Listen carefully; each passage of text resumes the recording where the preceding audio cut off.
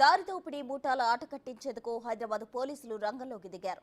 వీరి ఆగడాలను అరికట్టేందుకు ప్రత్యేక డెకాయ్ ఆపరేషన్ టీంలను ఏర్పాటు చేసినట్లు city police commissioner Kothakota Srinivas Reddy తెలిపారు. ఇటీవల కాలంలో ఎప్పుడూ లేనంతగా హైదరాబాద్ పరిసర ప్రాంతాల్లో చైన్ స్నాచర్లు పంజ విసురుతున్నారు. రౌడీ మూకలు ఆగడాలు, దారి దోపిడీలపై కూడా ప్రజల నుంచి ఫిర్యాదులు వెల్లువెత్తడంతో సిపి ఈ డెకాయ్ టీంలను రంగంలోకి దింపారు.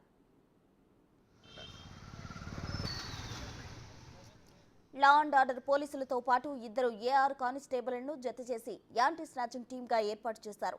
ఏఆర్ పోలీసుల వద్ద తుపాకులు కూడా ఉంటాయి. ఈ డెకాయ్ టీంలోని పోలీసులు మఫ్టీలో, బస్ స్టాప్, ఫుట్పాత్లు, పలు కాలనీల్లో, హాట్స్పాట్స్ లో రాత్రిపూట సాధారణ పౌరుల ఒంటరిగా కూర్చొని తమ ఆపరేషన్ నిర్వహిస్తుంటారు.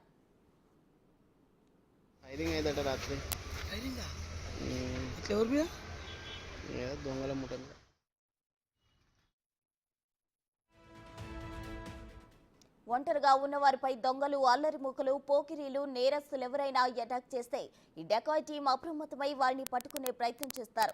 ఒకవేళ నేరస్తులు తప్పించుకునే క్రమంలో ఆయుధాలతో దాడి చేస్తే వారిపై మఫ్టీలోని ఏఆర్ కానిస్టేబుల్ కాల్పులు జరుపుతారు. అలా రాత్రి వేళల్లో దొంగల ముఠాలను వేటాడి మరీ అదుపులోకి తీసుకుంటారు.